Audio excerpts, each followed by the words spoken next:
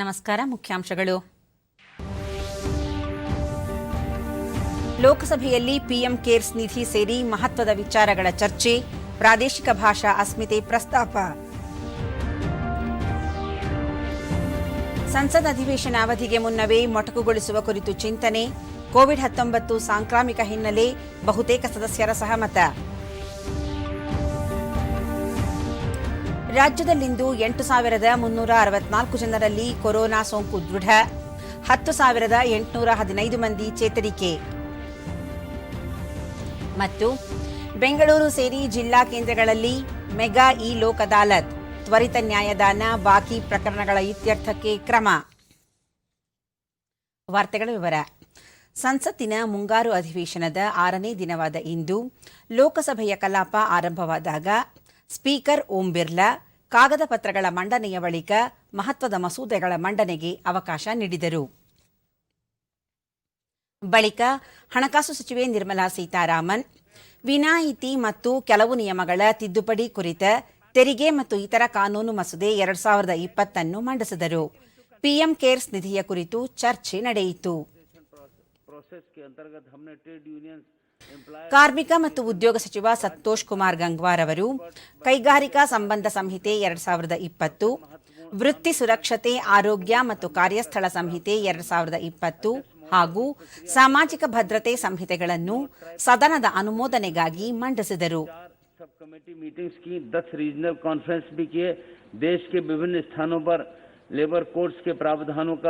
पर विस्तृत चर्चा की. इन लेबर कोड्स पर 10 बार इंटर मिनिस्ट्रियल कंसल्टेशन भी हुआ.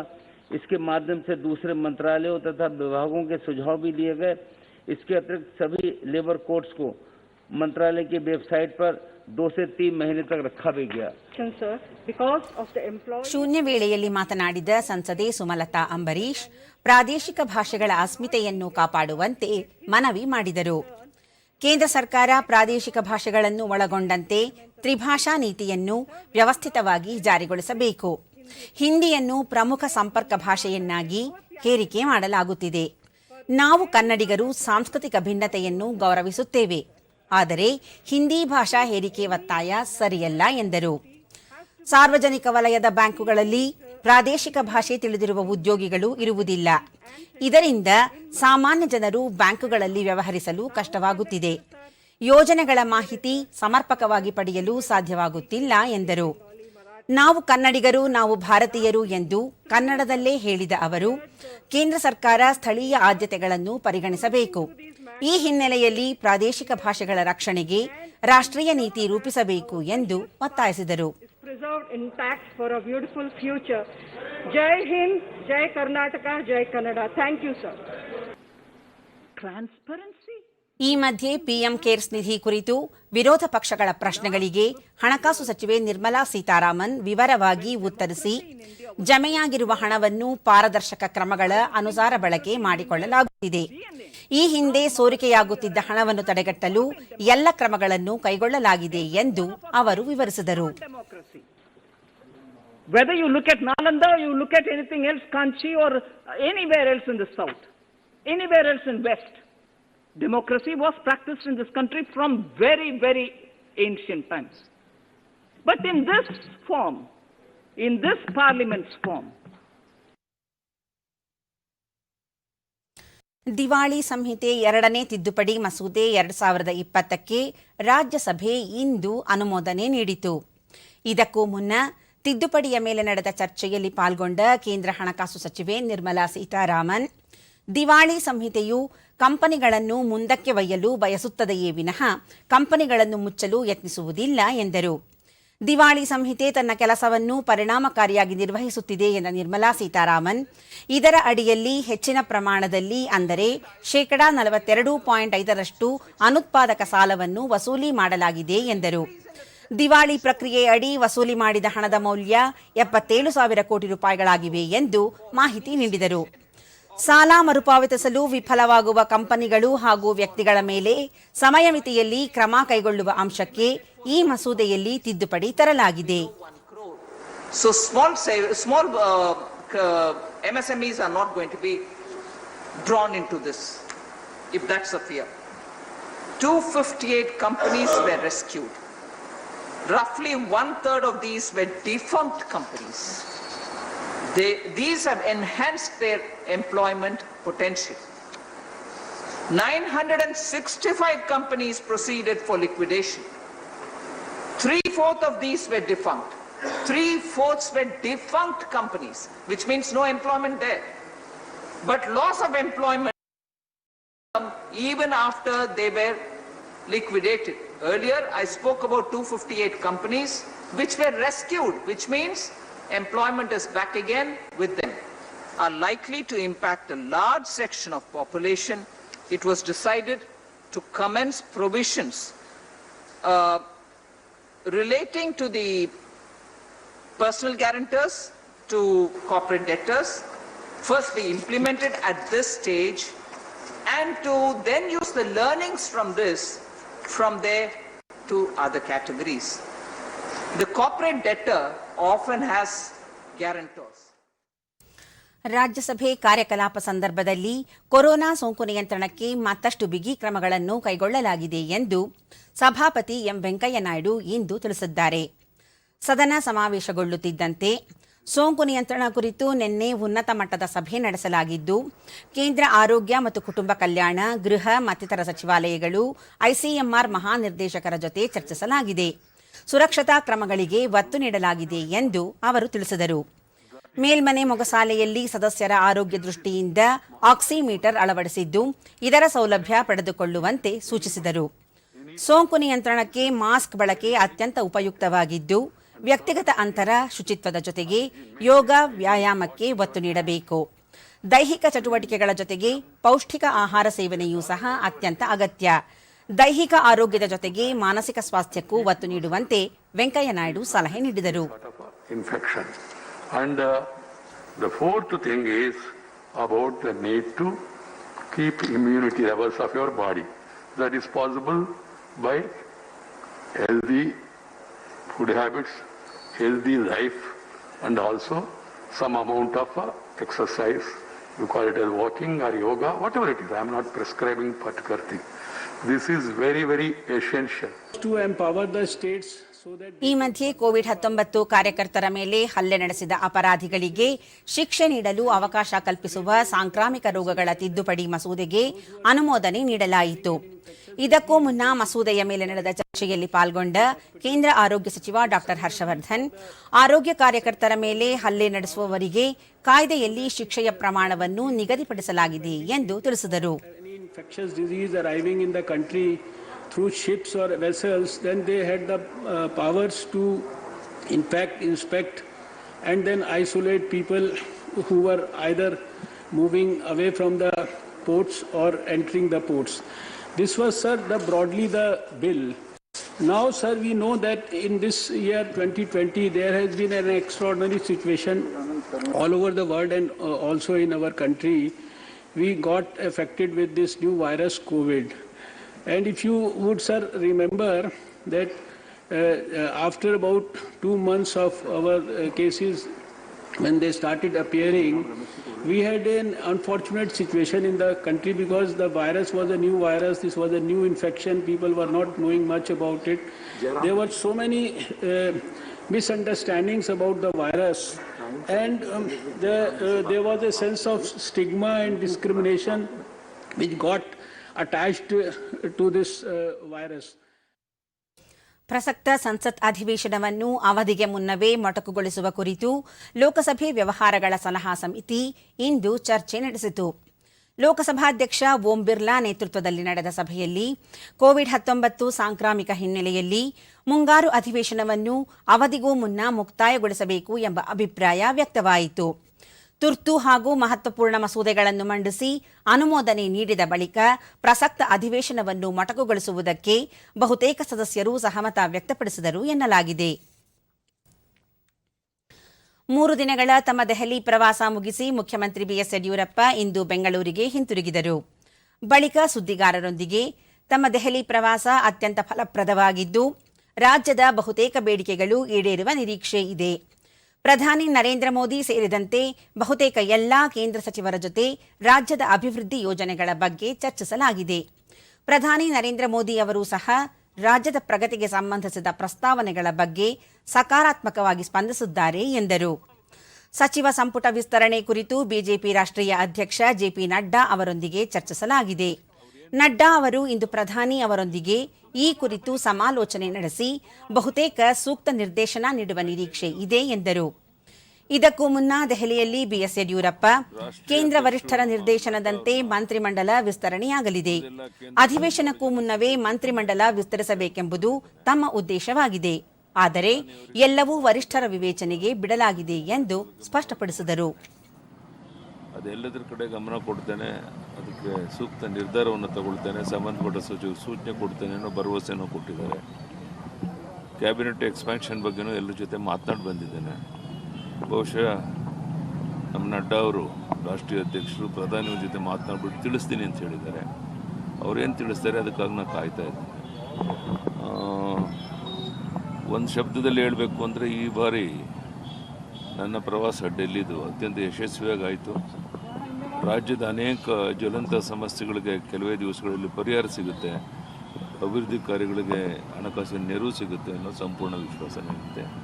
ಒಳ್ಳೆಯ ಒಂದು ರಾಜ್ಯದಲ್ಲಿ ಇಂದು ಹೊಸದಾಗಿ 8,364 ಕೋವಿಡ್ ಪ್ರಕರಣಗಳು ದೃಢಪಟ್ಟಿದ್ದು, ಇದರೊಂದಿಗೆ ಒಟ್ಟು ಸೋಂಕು ಪ್ರಕರಣಗಳ ಸಂಖ್ಯೆ 5,11,346ಕ್ಕೆ ಏರಿಕೆಯಾಗಿದೆ. ಇಂದು 10,815 ಮಂದಿ ಆಸ್ಪತ್ರೆಯಿಂದ ಬಿಡುಗಡೆಯಾಗಿದ್ದು, ಇದುವರೆಗೂ ಗುಣಮುಖಗೊಂಡವರ ಸಂಖ್ಯೆ 4,04,841ಕ್ಕೆ ತಲುಪಿದೆ. ಇಂದು 114 ಮಂದಿ ಸಾವನ್ನಪ್ಪಿದ್ದು, ಮೃತಪಟ್ಟವರ ಸಂಖ್ಯೆ 7,922ಕ್ಕೆ ಏರಿಕೆಯಾಗಿದೆ. ಸದ್ಯ ರಾಜ್ಯದಲ್ಲಿ 98,564 ಸಕ್ರಿಯ ಪ್ರಕರಣಗಳಿವೆ. 822 ಮಂದಿ ರಾಜ್ಯದ ವಿವಿಧ ಆಸ್ಪತ್ರೆಗಳಲ್ಲಿ ತೀವ್ರ ನಿಗಾ ಘಟಕದಲ್ಲಿ ಚಿಕಿತ್ಸೆ ಪಡೆಯುತ್ತಿದ್ದಾರೆ. 63,784 ಮಂದಿಗೆ ಇಂದು ಪರೀಕ್ಷೆ ನಡೆಸಿದ್ದು, ಇದುವರೆಗೂ 41,79,567 ಮಂದಿಗೆ ಕೊರೋನಾ ಪರೀಕ್ಷೆ ನಡೆಸಲಾಗಿದೆ ಎಂದು ಆರೋಗ್ಯ ಮತ್ತು ಕುಟುಂಬ ಕಲ್ಯಾಣ ಇಲಾಖೆ ತಿಳಿಸಿದೆ.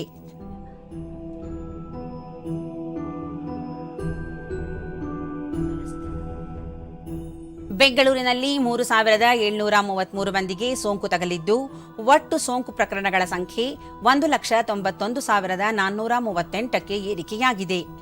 ಇಂದು 4,180 ಮಂದಿ ಆಸ್ಪತ್ರೆಯಿಂದ ಬಿಡುಗಡೆಯಾಗಿದ್ದು, ಇದುವರೆಗೂ ಬಿಡುಗಡೆಯಾದವರ ಸಂಖ್ಯೆ 1,47,378ಕ್ಕೆ ಏರಿಕೆಯಾಗಿದೆ. ಸದ್ಯ 41,434 ಸಕ್ರಿಯ ಪ್ರಕರಣಗಳಿವೆ. ಬೆಂಗಳೂರಿನಲ್ಲಿ 33 ಮಂದಿ ಮೃತಪಟ್ಟಿರುವುದು ಸೇರಿದಂತೆ ಒಟ್ಟಾರೆ 2,625 ಮಂದಿ ಸಾವನ್ನಪ್ಪಿದ್ದಾರೆ. ವಿವಿಧ ಜಿಲ್ಲೆಗಳಲ್ಲಿ ವರದಿಯಾಗಿರುವ ಪ್ರಕರಣಗಳ ವಿವರ ಇಂತಿದೆ.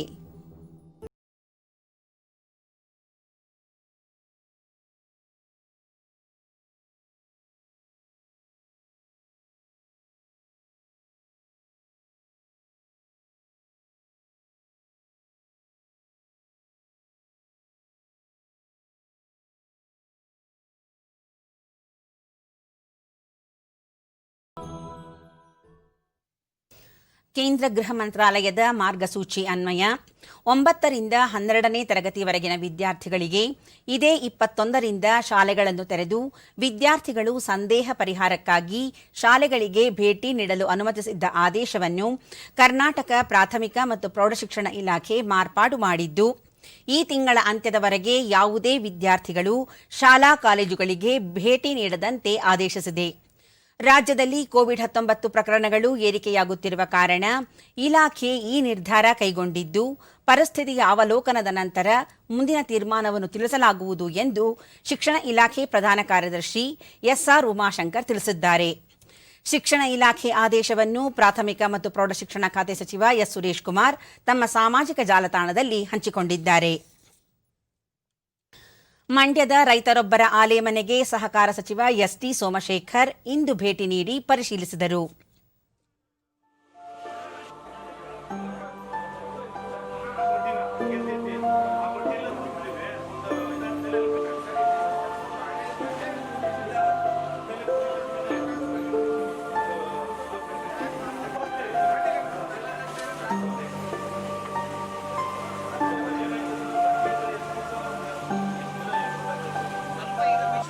ಅಕ್ಟೋಬರ್ 2ನೇ ತಾರೀಕು ಮೈಸೂರು ಡಿವಿಷನ್ ಬಳಿಕ ಸಾವಯವ ಬೆಲ್ಲ ತಯಾರಿಕೆ ಘಟಕಗಳನ್ನು ಉತ್ತೇಜಿಸುವ ನಿಟ್ಟಿನಲ್ಲಿ ಆತ್ಮನಿರ್ಭರ್ ಭಾರತ ಯೋಜನೆ ಪೂರಕವಾಗಿದ್ದು ಸಹಕಾರ ಇಲಾಖೆಯಿಂದ ಅಗತ್ಯ ನೆರವು ನೀಡುವ ಬಗ್ಗೆ ಮಾಹಿತಿ ಕಲೆ ಹಾಕಲಾಗುತ್ತಿದೆ. ಅಧಿಕಾರಿಗಳಿಂದ ಅಗತ್ಯ ವಿವರ ಪಡೆದು ಯೋಜನೆಯ ರೂಪುರೇಷೆ ಸಿದ್ಧಪಡಿಸಲಾಗುವುದು ಎಂದರು. ಸಹಕಾರ ಇಲಾಖೆಗೆ ಆತ್ಮನಿರ್ಭರ್ ಭಾರತ ಯೋಜನೆಯಡಿ ಆರ್ಥಿಕ ಸ್ಪಂದನಾ ಕಾರ್ಯಕ್ರಮಗಳನ್ನು ರೂಪಿಸಲು ಅವಕಾಶವಿದೆ ಎಂದು ತಿಳಿಸಿದರು. ಅವರಿಗೆಲ್ಲ ಏನೆಲ್ಲ ಸಹಾಯ ಮಾಡಬಹುದು. ಇಲ್ಲ, ಸಾವಯವ ಬೆಲ್ಲಕ್ಕೆ ಅಂತಲೇ ಆತ್ಮನಿರ್ಭರ ಇದರಲ್ಲಿ ಕೇಂದ್ರ ಪ್ರಧಾನಮಂತ್ರಿಗಳು ಮೆನ್ಷನ್ ಮಾಡಿದ್ದಾರೆ. ಹೈನುಗಾರಿಕೆಯಲ್ಲಿ ಮಾಡಿದ್ದಾರೆ, ಹಸು ತೆಗೆದುಕೊಳ್ತಕ್ಕಂಥದ್ದು, ಮೀನುಗಾರಿಕೆಗೆ ಒಂದು ಮಾಡಿದ್ದಾರೆ, ಈ ಸಾವಯವ ಬೆಲ್ಲ ಅದಕ್ಕೆ ಒಂದು ಮಾಡಿದ್ದಾರೆ.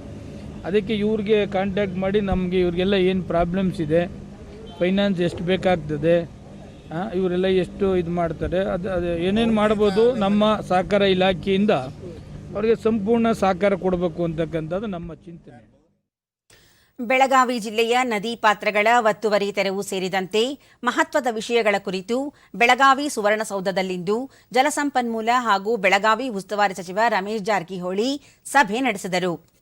ಇದೇ ವೇಳೆ ಸಚಿವರು ರಾಣಿ ಚೆನ್ನಮ್ಮ ವಿಶ್ವವಿದ್ಯಾಲಯದ ಪರಿಶಿಷ್ಟ ಜಾತಿ ಮತ್ತು ಪರಿಶಿಷ್ಟ ಪಂಗಡದ ಸ್ನಾತಕೋತ್ತರ ಹಾಗೂ ಸಂಶೋಧನಾ ವಿದ್ಯಾರ್ಥಿಗಳಿಗೆ ಉಚಿತ ಲ್ಯಾಪ್ಟಾಪ್ ವಿತರಿಸಿದರು. ಸಭೆಯಲ್ಲಿ ಬೆಳಗಾವಿ, ಬಾಗಲಕೋಟೆ, ವಿಜಾಪುರ ಜಿಲ್ಲಾಧಿಕಾರಿಗಳು ಹಾಗೂ ಜನಪ್ರತಿನಿಧಿಗಳು ಪಾಲ್ಗೊಂಡಿದ್ದರು.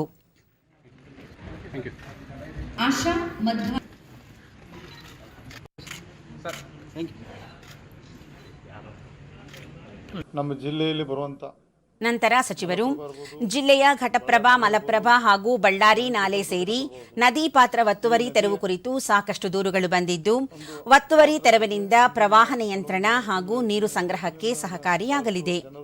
ಈ ಕುರಿತು ಬೆಳಗಾವಿ ಪ್ರಾದೇಶಿಕ ಆಯುಕ್ತರ ನೇತೃತ್ವದಲ್ಲಿ ಸರ್ವೆ ನಡೆಸಿ ಪ್ರಮುಖ ಸಮಸ್ಯೆಗಳ ಕುರಿತು ಚರ್ಚಿಸಲಾಗುವುದು. ಮುಖ್ಯಮಂತ್ರಿಗಳ ಗಮನಕ್ಕೆ ತಂದು ಕಾನೂನು ಕ್ರಮ ಕೈಗೊಳ್ಳಲಾಗುವುದು ಎಂದರು. ಜಲಾಶಯಗಳಲ್ಲಿ ನೀರು ಸಂಗ್ರಹ, ಅನಗತ್ಯವಾಗಿ ಪೋಲಾಗುತ್ತಿರುವ ನೀರಿನ ಸದ್ಬಳಕೆ ಸೇರಿದಂತೆ ಸಮಸ್ಯೆಗಳ ಇತ್ಯರ್ಥಕ್ಕೆ ಶಾಶ್ವತ ಯೋಜನೆ ರೂಪಿಸಲಾಗುವುದು ಎಂದರು.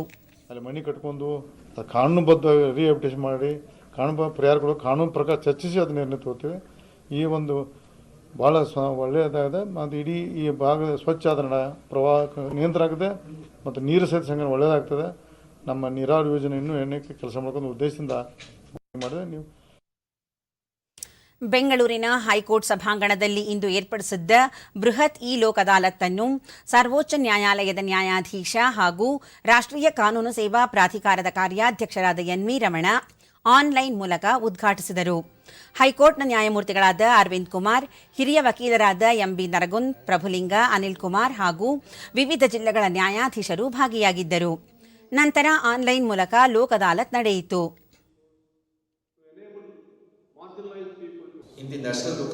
ಹೈಕೋರ್ಟ್ನ ಮುಖ್ಯ ನ್ಯಾಯಾಧೀಶರಾದ ನ್ಯಾಯಮೂರ್ತಿ ಅಭಯ್ ಶ್ರೀನಿವಾಸ್ ಓಕಾ, ಕೋವಿಡ್-19 ಹಿನ್ನೆಲೆಯಲ್ಲಿ ಮಾರ್ಚ್ನಿಂದ ಕೆಲವು ನ್ಯಾಯಾಲಯಗಳು ಮಾತ್ರ ಕಾರ್ಯನಿರ್ವಹಿಸಿದ್ದು, ಇದರಿಂದ ಸಾಕಷ್ಟು ಪ್ರಕರಣಗಳು ಇತ್ಯರ್ಥವಾಗದೆ ಬಾಕಿ ಉಳಿದಿವೆ. ಹಾಗಾಗಿ ಈ ಲೋಕ್ ಅದಾಲತ್ ಮೂಲಕ ಅವುಗಳನ್ನು ಬಗೆಹರಿಸಲಾಗುತ್ತಿದೆ ಎಂದರು.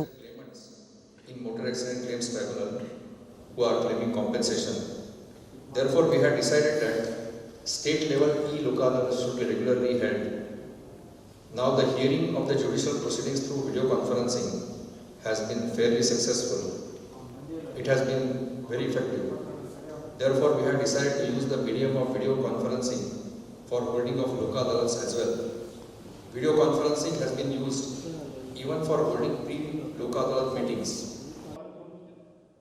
ನ್ಯಾಯಮೂರ್ತಿ ಎನ್.ವಿ. ರಮಣ, ಕರ್ನಾಟಕ ಸೇರಿದಂತೆ ದೇಶದ ಹಲವು ರಾಜ್ಯಗಳಲ್ಲಿ ನ್ಯಾಯಾಲಯಗಳಲ್ಲಿ ಬಾಕಿ ಉಳಿದಿರುವ ಪ್ರಕರಣಗಳ ತ್ವರಿತ ವಿಲೇವಾರಿಗೆ ಲೋಕ್ ಅದಾಲತ್ ಸೇರಿ ಕೆಲ ತಾಂತ್ರಿಕ ಕಾರ್ಯಯೋಜನೆಗಳನ್ನು ರೂಪಿಸಲಾಗಿದೆ. ಸಾರ್ವಜನಿಕ ಹಿತಾಸಕ್ತಿ ಮೊಕದ್ದಮೆಗಳಿಗೆ ಆದ್ಯತಾವಾರು ಗಮನ ಹರಿಸಲಾಗಿದ್ದು, ಜನಹಿತವನ್ನು ಗಮನದಲ್ಲಿಟ್ಟುಕೊಂಡು ಸುಧಾರಣೆಗಳನ್ನು ತರಲಾಗುತ್ತಿದೆ ಎಂದರು. ಲಾಕ್ಡೌನ್ ಸಮಯದಲ್ಲಿ ನ್ಯಾಯಾಂಗ ವ್ಯವಸ್ಥೆ ಸಮರ್ಪಕವಾಗಿ ಕಾರ್ಯನಿರ್ವಹಣೆ ಮಾಡಲು ಅಡಚಣೆಯಾಗಿದ್ದು, ತದನಂತರದ ದಿನಗಳಲ್ಲಿ ತ್ವರಿತಗತಿಯಲ್ಲಿ ಆನ್ಲೈನ್ ವಿಚಾರಣೆ, ತೀರ್ಪು ಸೇರಿದಂತೆ ತಾಂತ್ರಿಕತೆ ಬಳಸಿ ನ್ಯಾಯಾಂಗ ವ್ಯವಸ್ಥೆಯನ್ನು ಜನಸ್ನೇಹಿಯಾಗಿ ರೂಪಿಸಲಾಗಿದೆ ಎಂದರು.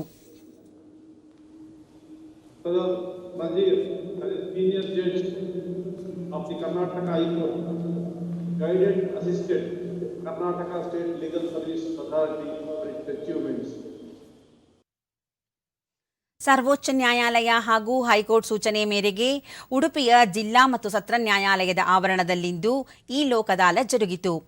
ಕೋವಿಡ್-19 ಹಿನ್ನೆಲೆಯಲ್ಲಿ ನ್ಯಾಯಾಲಯಗಳ ಕಾರ್ಯಕಲಾಪಗಳು ಸ್ಥಗಿತಗೊಂಡಿದ್ದರಿಂದ ವಿಡಿಯೋ ಕಾನ್ಫರೆನ್ಸ್ ಮೂಲಕ ಮಾತುಕತೆ ನಡೆಸಿ 1000ಕ್ಕೂ ಅಧಿಕ ಪ್ರಕರಣಗಳನ್ನು ರಾಜಿ ಮಾಡಿ ಇತ್ಯರ್ಥಗೊಳಿಸಲಾಯಿತು.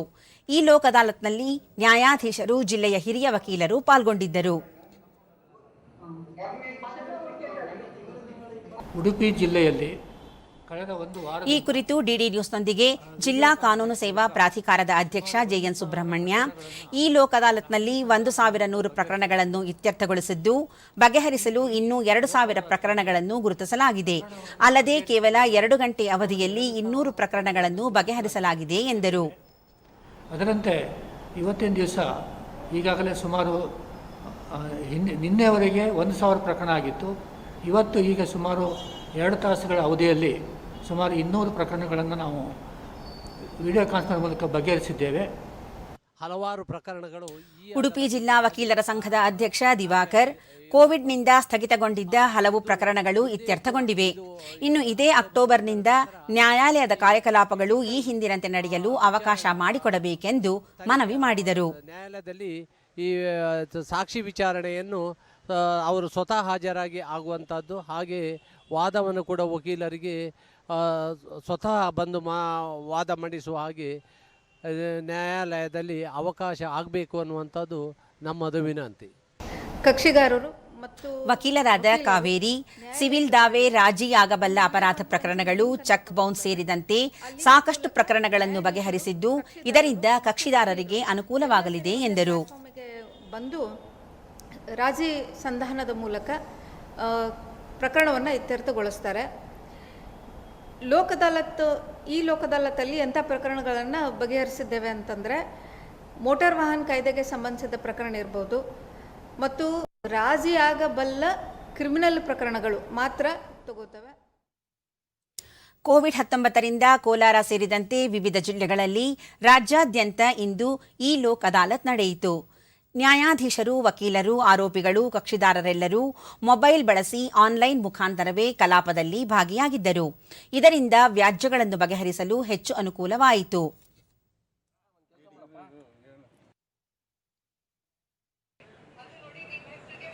1 ಲಕ್ಷ ಸಾಲ ತಗೊಂಡಿದ್ವಿ. ಕಕ್ಷಿದಾರ ನಾರಾಯಣಪ್ಪ, ಬ್ಯಾಂಕ್ನಿಂದ ಪಡೆದ ಸಾಲ ಮರುಪಾವತಿಸಲು ಸಾಧ್ಯವಾಗದೆ ಪ್ರಕರಣ ನ್ಯಾಯಾಲಯದ ಮೆಟ್ಟಲೇರಿತ್ತು. ಈಗ ದಂಡದ ಮೊತ್ತ ಕಡಿಮೆಯಾಗಿದ್ದು ತಮ್ಮ ಕುಟುಂಬ ಸದಸ್ಯರಲ್ಲಿ ಸಂತಸ ಮೂಡಿದೆ ಎಂದರು.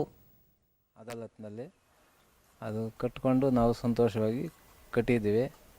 ನಾವು ಟೊಮೊಟೊ ಬೆಳೆದಿದ್ರಿ, ಆ ಟೊಮೊಟೊನ ತರಕಾರಿ. ರಾಧಮ್ಮ, ತಮ್ಮ ಪತಿ ಸಾವಿಗೆ ಕಾರಣವಾಗಿದ್ದ ವಾಹನ ಮಾಲೀಕರಿಂದ ನ್ಯಾಯಾಲಯ ಪರಿಹಾರ ಕೊಡಿಸಿದ್ದು, ಇದರಿಂದ ಮಕ್ಕಳ ವಿದ್ಯಾಭ್ಯಾಸಕ್ಕೆ ಅನುಕೂಲವಾಗಲಿದೆ ಎಂದು ಹೇಳಿದರು. 18 ಲಕ್ಷ ಪರಿಹಾರದ ನಮ್ಗೆ ಅನುಕೂಲ ಮಾಡಿಕೊಟ್ಟಿದ್ದಾರೆ. ನನಗಿಬ್ಬರು ಮಕ್ಕಳು, ಅವ್ರು ಕೊಟ್ಟಿರೋ ಪರಿಹಾರ ಧನದಿಂದ ನನ್ನ ಮಕ್ಕಳ ವಿದ್ಯಾಭ್ಯಾಸ ನಾನು ಇವಾಗ ಕೂಲಿ ಮಾಡಿ ಬದುಕ್ತಾ ಇದ್ದೀನಿ. ಆ ಪರಿಹಾರ ಹಣದಿಂದ ನನ್ನ ಮಕ್ಕಳ ಯೋಗಕ್ಷೇಮ ನಾನು ನೋಡ್ಕೊಬೇಕು. ಮತ್ತೆ ಅಲ್ಲಿಂದ ಹಂಗೆ ಕಕ್ಷಿದಾರ ರಾಜಣ್ಣ, ಈ ಲೋಕ್ ಅದಾಲತ್ನಿಂದ ತಾವು ಬೆಸ್ಕಾಂಗೆ ಪಾವತಿಸಬೇಕಾಗಿದ್ದ ದಂಡದ ಮೊತ್ತ ಸಾಕಷ್ಟು ಕಡಿಮೆಯಾಗಿದ್ದು, ಇದರಿಂದ ತುಂಬಾ ಅನುಕೂಲವಾಗಿದೆ ಎಂದರು. 2,69,000 ರೂಪಾಯಿ ಇದ್ದಿದ್ದು ಮತ್ತೆ ಲೋಕ ಅದಾಲತ್ನಿಂದ ಸಾಹೇಬರು 50,000 ದಂಡ ಕಟ್ಟಿ ಅಂತೇಳಿ ಅನುಕೂಲ ಮಾಡಿಕೊಟ್ರು. ನಾವು ಅದನ್ನು ಕಟ್ಟೋದಕ್ಕೆ ರೆಡಿ ಇದ್ದೀರಿ. ತುಂಬ ಸಂತೋಷ ಆಯಿತು. ನಮಗೆ ತುಂಬ ಉಪಕಾರ ಮಾಡಿದ್ದಾರೆ. ಕೋಲಾರ ಜಿಲ್ಲೆಯಲ್ಲಿ ಪ್ರಧಾನ ಜಿಲ್ಲಾ ಮತ್ತು ಸತ್ರ ನ್ಯಾಯಾಧೀಶರಾದ ಎಂಎಲ್ ರಘುನಾಥ್, ಜಿಲ್ಲೆಯಲ್ಲಿ ಇತ್ಯರ್ಥವಾಗದೆ ಬಾಕಿ ಉಳಿದಿದ್ದ ಪ್ರಕರಣಗಳಲ್ಲಿ 1,678 ಪ್ರಕರಣಗಳನ್ನು ಗುರುತಿಸಿ ಬಗೆಹರಿಸಲಾಗಿದೆ ಎಂದರು. 1,678 ಪ್ರಕರಣಗಳನ್ನು ಈ ಲೋಕ ಅದಾಲತ್ಗಾಗಿ ಗುರುತಿಸಿಕೊಂಡಿದ್ದೆವು. ಸುಮಾರು 25 ಪ್ರಕರಣಗಳಲ್ಲಿ 1,36,50,000 ರೂಗಳ ಪರಿಹಾರವನ್ನು ನಾವು ಒಟ್ಟು ಪಕ್ಷಕಾರರಿಗೆ ಕೊಡುವಲ್ಲಿ ಮಧ್ಯಾಹ್ನದ 12 ಗಂಟೆ ಅವಧಿಗೆ ಯಶಸ್ವಿಯಾಗಿತ್ತು. ಜೆಡಿಎಸ್ನ ಹಿರಿಯ ಮುಖಂಡ, ವಿಧಾನ ಪರಿಷತ್ ಮಾಜಿ ಸದಸ್ಯ ರಮೇಶ್ ಬಾಬು ಇಂದು ಕಾಂಗ್ರೆಸ್ ಪಕ್ಷಕ್ಕೆ ಸೇರ್ಪಡೆಗೊಂಡರು. ಈ ಸಂದರ್ಭದಲ್ಲಿ ಕೆಪಿಸಿಸಿ ಅಧ್ಯಕ್ಷ ಡಿಕೆ ಶಿವಕುಮಾರ್, ವಿಧಾನಸಭೆಯ ವಿರೋಧ ಪಕ್ಷದ ನಾಯಕ ಸಿದ್ದರಾಮಯ್ಯ, ಪಕ್ಷದ ಕಾರ್ಯಾಧ್ಯಕ್ಷರಾದ ಸಲೀಂ ಅಹಮದ್, ರಾಜ್ಯಸಭಾ ಸದಸ್ಯ ಬಿಕೆ ಹರಿಪ್ರಸಾದ್ ಮತ್ತಿತರರು ಉಪಸ್ಥಿತರಿದ್ದರು.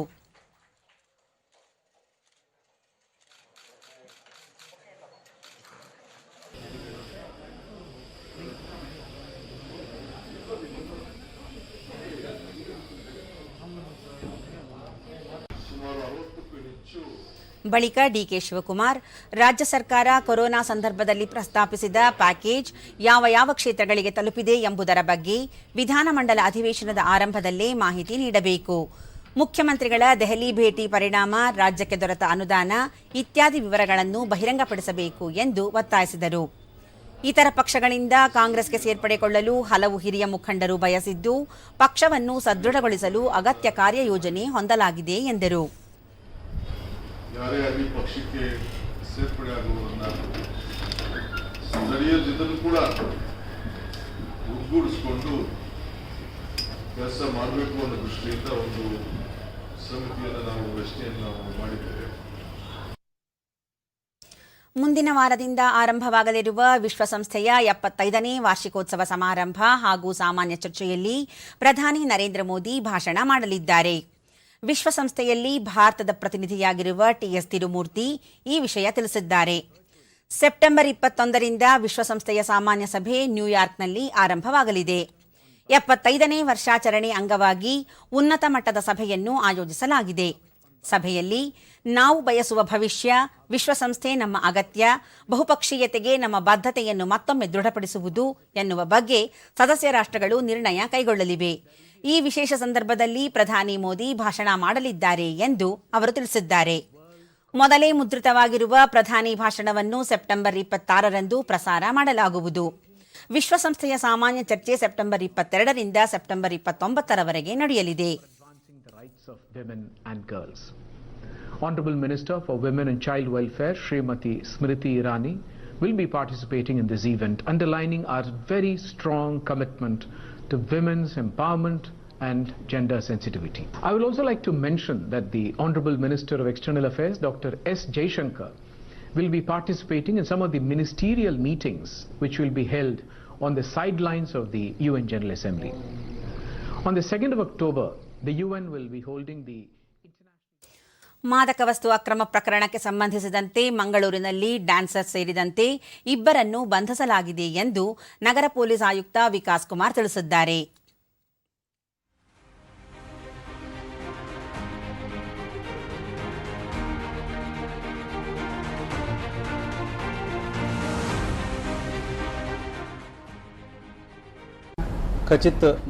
ಸುದ್ದಿಗೋಷ್ಠಿಯಲ್ಲಿ ಮಂಗಳೂರು ಸಿಸಿಬಿ ಎಕನಾಮಿಕ್ ಹಾಗೂ ನಾರ್ಕೋಟಿಕ್ ವಿಭಾಗದ ಪೊಲೀಸರ ಜಂಟಿ ಕಾರ್ಯಾಚರಣೆಯಲ್ಲಿ ಬಂಧಿತ ಆರೋಪಿಗಳಿಂದ ನಿಷೇಧಿತ ಎಂಡಿಎಂಎ ಪೌಡರ್ ಸೇರಿ ಹಲವು ವಸ್ತುಗಳನ್ನು ವಶಪಡಿಸಿಕೊಳ್ಳಲಾಗಿದೆ. ಆರೋಪಿಗಳು ಬೆಂಗಳೂರು ಹಾಗೂ ಮುಂಬೈನಿಂದ ಮಾದಕ ವಸ್ತುಗಳನ್ನು ತಂದು ಸ್ಥಳೀಯವಾಗಿ ಮಾರಾಟ ಮಾಡುತ್ತಿದ್ದರು ಎನ್ನಲಾಗಿದೆ. ಕಾಣ ಸೂರತ್ಕಲ್ ಜೊತೆಗೆ ಕಿಶೋರ್ ಅಮನ್ ಶೆಟ್ಟಿ 30 ವರ್ಷ, ಕುಲೈ, ಮ್ಯಾಂಗ್ಳೂರ್. ಇವ್ರ ಕಡೆಯಿಂದ ನಮಗೆ MDMA ಪೌಡರ್ ರಿಕವರ್ ಆಗಿದೆ. ಎಕ್ಸ್ಟಸಿ ಕಾಮನ್ ವರ್ಡ್ ಯೂಸ್ ಮಾಡ್ತೀವಿ ಇದಕ್ಕೆ. ಆ ಸಂದರ್ಭದಲ್ಲಿ ಕೊನೆಯಲ್ಲಿ ಮತ್ತೊಮ್ಮೆ ಮುಖ್ಯಾಂಶಗಳು. ಲೋಕಸಭೆಯಲ್ಲಿ ಪಿಎಂ ಕೇರ್ಸ್ ನಿಧಿ ಸೇರಿ ಮಹತ್ವದ ವಿಚಾರಗಳ ಚರ್ಚೆ, ಪ್ರಾದೇಶಿಕ ಭಾಷಾ ಅಸ್ಮಿತೆ ಪ್ರಸ್ತಾಪ. ಸಂಸತ್ ಅಧಿವೇಶನ ಅವಧಿಗೆ ಮುನ್ನವೇ ಮೊಟಕುಗೊಳಿಸುವ ಕುರಿತು ಚಿಂತನೆ, ಕೋವಿಡ್-19 ಸಾಂಕ್ರಾಮಿಕ ಹಿನ್ನೆಲೆ ಬಹುತೇಕ ಸದಸ್ಯರ ಸಹಮತ. ರಾಜ್ಯದಲ್ಲಿಂದು 8,364 ಜನರಲ್ಲಿ ಕೊರೋನಾ ಸೋಂಕು ದೃಢ, 10,815 ಮಂದಿ ಚೇತರಿಕೆ. ಮತ್ತು ಬೆಂಗಳೂರು ಸೇರಿ ಜಿಲ್ಲಾ ಕೇಂದ್ರಗಳಲ್ಲಿ ಮೆಗಾ ಇ ಲೋಕ್ ಅದಾಲತ್, ತ್ವರಿತ ನ್ಯಾಯದಾನ, ಬಾಕಿ ಪ್ರಕರಣಗಳ ಇತ್ಯರ್ಥಕ್ಕೆ ಕ್ರಮ. ಇಲ್ಲಿಗೆ ಇಂದಿನ ವಾರ್ತಾ ಪ್ರಸಾರ ಮುಕ್ತಾಯವಾಯಿತು. ಸತ್ಯ, ಸಮರ್ಥ, ಸಂಪೂರ್ಣ ಸುದ್ದಿಗಾಗಿ ವೀಕ್ಷಿಸಿ ಚಂದನ ವಾರ್ತೆ. ನಮ್ಮ ಮುಂದಿನ ವಾರ್ತಾ ಪ್ರಸಾರ ನಾಳೆ ಬೆಳಗ್ಗೆ 11 ಗಂಟೆಗೆ ಡಿಡಿ ಚಂದನದಲ್ಲಿ. ನಮಸ್ಕಾರ.